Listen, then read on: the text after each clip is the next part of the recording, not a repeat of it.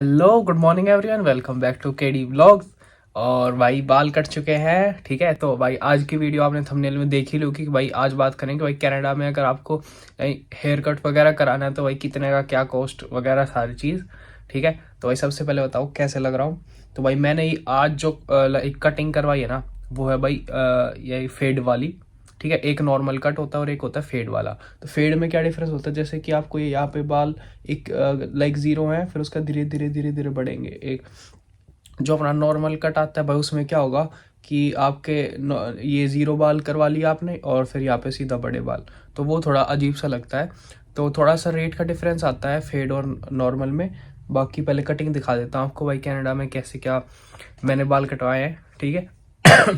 तो थोड़ा सा लॉन्ग टर्म की साइड सोच के मैंने थोड़े से उस सेंस में बाल कटवाए थे। दूसरी बात भाई, बहुत जब आप इंडिया से कनाडा आते हो ना, तो शुरुआत में आओगे तो आपको भाई खासकर बालों से रिलेटेड भाई जो मेरे को प्रॉब्लम हुई थी, एंड आई गेस सभी को होती है क्योंकि मेरे बहुत सारे दोस्त हैं, सभी को हुई है उन सबको, कि भाई हेयर बहुत ज़्यादा ड्राई हो जाए। यहाँ का पानी आपको सूट नहीं करेगा क्योंकि यहाँ का पानी थोड़ा सा अलग है। आप इस पानी को पी भी सकते हो, तो प्योरिटी में देखो कोई परेशानी नहीं है। बट स्टिल भाई उस टाइम पे इंडिया में अगर आप मेरी पुरानी वीडियोस देखो तो भाई बाल आप देखना बहुत और बहुत ज़्यादा डिफरेंस मिल जाएगा आपको। उस टाइम पे बाल भाई ऐसे थे, इतने ज़्यादा सिल्की, बस ऐसे हाथ मारता था भाई, प्रॉपर बढ़िया शेप। यहाँ पे आने के बाद सब खराब, तो इसलिए मैंने बाल बिल्कुल छोटे छोटे करवाए हैं, ठीक है। दिखाऊंगा वो भी कितने छोटे हैं। तो एक प्रॉपर बढ़िया सा लुक प्रॉपर एक अच्छे वाला लुक सोच के मैंने इस टाइप के बाल कटवाए थे कि भाई इसमें ज़्यादा हरकत तेल वेल लगाओ, बस इतना ही काम करना है, कंघी वंगी करने की ज़रूरत नहीं है, ठीक है। तो एक बार बाल दिखाता हूँ मैं आप लोगों को। यहाँ से शुरू करते हैं। तो कुछ इस टाइप की कटिंग करवाई है मैंने, ठीक है। और बैक साइड का तो आपको दिखाऊंगा ही कैसे। बट हाँ, और बाकी अभी मैं नहा के निकला तो भाई नहा धो के ऑल सेट, इसलिए थोड़े से जो उस टाइम पे जब मैं अभी कटवा के आया था तब उन्होंने बिल्कुल प्रॉपर सेट कर रखे थे ये हेयर ड्रायर वगैरह से, तो उसमें और भी ज़्यादा प्रॉपर खड़े थे। अब बैठ चुके हैं बाल। तो भाई ऐसे ही कुछ कटवाए हैं हमने, और थोड़ी थोड़ी दाढ़ी यहाँ से उसने मैच करवाई थी मैंने, ठीक है। तो टोटल कितना क्या कॉस्ट आया और सारी बातों की सारी चीज़ों पे बात करते हैं। तो चलो भाई बिना किसी देरी के वीडियो को शुरू करते हैं। तो भाई वो वीडियो तो देखो ऑलरेडी स्टार्ट हो ही चुकी है, ठीक है। तो फिर मतलब ये सारी बात दोबारा से कहने का मतलब क्या है भाई, यहाँ पे अब हम सीधा मेन टॉपिक पे बात करने वाले हैं। तो भाई मैंने ये बाल कटवाए कहाँ से, पहले वो बात करता हूँ। भाई मैंने बहुत देखो मैं कई दिन से लगातार ही ब्लॉग में कह रहा हूँ कि भाई कटवाऊंगा कटवाऊंगा कटवाऊंगा, पर बात बन ही नहीं रही है। तो भाई आज क्या हुआ, आज मैं बिल्कुल जब मेरी क्लास कंप्लीट हुई है कॉलेज से, तो मैं बिल्कुल मन बना के निकला कि भाई आज चाहे कुछ हो जाए बाल कटवा के आना है, ठीक है। तो क्योंकि देखो आपको भी पता है भाई बहुत बड़े हो गए थे, मेरे को परेशान कर रहे थे बाल, बार बार आंखों पे आ रहे थे और बहुत दिक्कत आ रही थी, ठीक है। कनाडा में आने के बाद पहली बार बाल कटवाए मैंने, तो 3 महीने बाद बाल काटे, तो इसलिए आप सोच लो कितने बढ़ चुके थे। तो फिर जब मैं कॉलेज से निकला तो भाई मेरा जो एसएफयू है, एसएफयू हमारा बर्नबी में है, बर्नबी माउंटेन पे। तो वहाँ पे भाई एक मेट्रो टाउन की बस आती है। पहले तो मैं सोचा वो बस लेके सीधा मेट्रो टाउन जाके, और मेट्रो टाउन मेट्रो टाउन में भाई बहुत बड़ा मॉल है, तो वहाँ से कटवाता हूँ। फिर मैंने वहाँ पे जाके मैं जा रखा ऑलरेडी, वहीं से मैंने जैकेट्स वगैरह ली थी जो अपनी विंटर की है।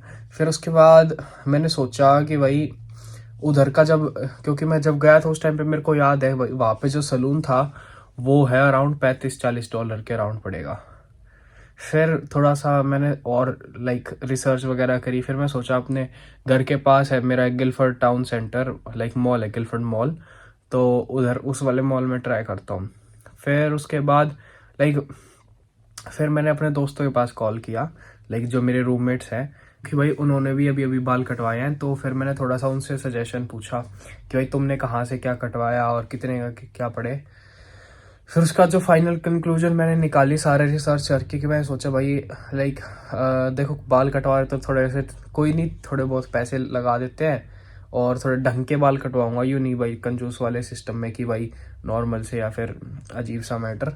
तो ऐसे बाल कटवाएं जो अपना लॉन्ग टर्म में साथ दे, और अगर लॉन्ग टर्म में ही ध्यान दे रहा हूँ तो फिर थोड़े से पैसे ज़्यादा लगा ही देते हैं। तो फिर भाई मैं गया पायल बिजनेस सेंटर। पायल बिजनेस सेंटर जिसको नहीं पता, नाम ही से आप समझ जाओ भाई, वहाँ पे है सारी की सारी इंडियन शॉप्स। क्योंकि ये जो अंग्रेज बाल का जो काटते हैं ना भाई, उनके बाल बहुत अलग, लाइक वो जो हम चाहते हैं ना उस टाइप में बाल नहीं काटेंगे वो बिल्कुल नॉर्मल छोड़ेंगे, ठीक है। जो लाइक हाँ इंडियंस चाहते हैं भाई थोड़ा सा डिजाइन हो, थोड़ा सा लुक हो, यहाँ पे वो चीज़ चलती नहीं है। तो यहाँ अगर मैं इंडिया किसी अंग्रेज बंदे के पास जाता तो वो क्या करता कि यहाँ के बाल छोटे कर देता और यहाँ के थोड़े से बड़े करता। लेकिन ऐसी बात नहीं कि भाई वो इस टाइप के बाल काटता ही नहीं, ठीक है। अगर आप बोलोगे तो वो काट भी देते हैं, पर लाइक जो होता है ना कि भाई जो जिसका काम ही रोज का रोज यही हो कि जो काटता ही इसी काइंड के हो, तो भाई उसका एक्सपीरियंस अलग हो जाता है उस मामले में। तो क्यों ना भाई, देखो पैसे उतने ही लगने, आप किसी से कटवा लो। तो फिर मैंने सोचा एक एक्सपीरियंस बंदे के पास ही जाने में फ़ायदा है। तो फिर मैं गया भाई पायल बिजनेस सेंटर। भाई नाम ही यही है कि भाई वो पूरा ना इंडियन का हब है, ठीक है। अपना भाई स्ट्रॉबेरी हिल की साइड आप जाते हो सरी में, जो कि भाई सबसे ज़्यादा फेमस जगह है, तो उधर पायल बिजनेस सेंटर आता है भाई, उस साइड न्यूटन की साइड, ठीक है। तो मेरा घर 88 एवेन्यू पे पड़ता है, ठीक है। तो पायल बिजनेस सेंटर यहाँ से है भाई 82nd एवेन्यू पे। तो ज़्यादा डिफरेंस नहीं है। एवेन्यू लाइक ऐसे जो होती है ना स्ट्रीट्स, काइंड ऑफ स्ट्रीट यहाँ पे क्या, जो इस साइड सरी में स्ट्रीट्स ऐसे हैं और एवेन्यू ऐसे होती है, ठीक है। लाइक अगर थोड़ा सा आपको एस्टिमेट और आइडिया सा बता दूँ मैं आपको, तो वो ज़्यादा दूर नहीं है, मेरे घर के बिल्कुल पास में ही है। फिर मैं लाइक मैं यहाँ पे घर पे आया ही नहीं, फिर मैं सीधा गया भाई बाल कटवाने। लाइक पूरा दृढ़ निश्चय था। तो फिर अपॉइंटमेंट लेनी पड़ती है भाई यहाँ पे कनाडा में, ठीक है। तो पहले मैंने कॉल करके अपॉइंटमेंट ली। लाइक जब मैं अपने कॉलेज से निकला उस टाइम पे अपॉइंटमेंट ली। आधे घंटे की अपॉइंटमेंट थी। आपको पता है मेरे कॉलेज से इधर आने में 1 घंटा लगता है, तो मैंने 1 घंटे की अपॉइंटमेंट ले ली।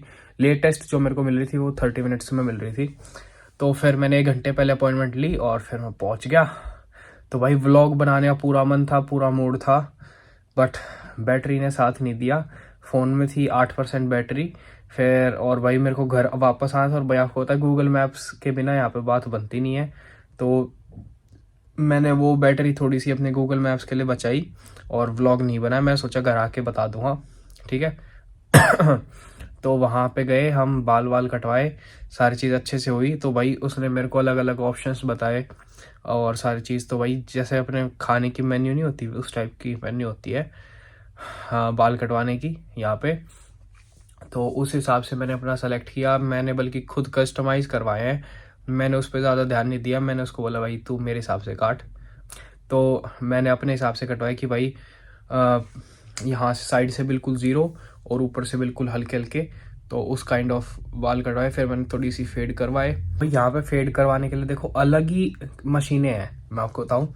3 लाइक भाई ऐसी ऐसी मशीनें थी जो मैंने आज तक देखी भी नहीं है। इतनी मोटी मशीन होती है जो लाइक 4 तरीके की मशीन थी। एक अपना नॉर्मल जो ट्रिमर होता है, फिर एक नॉर्मल मशीन होती है जो अपना इंडिया में भी जिससे काटते।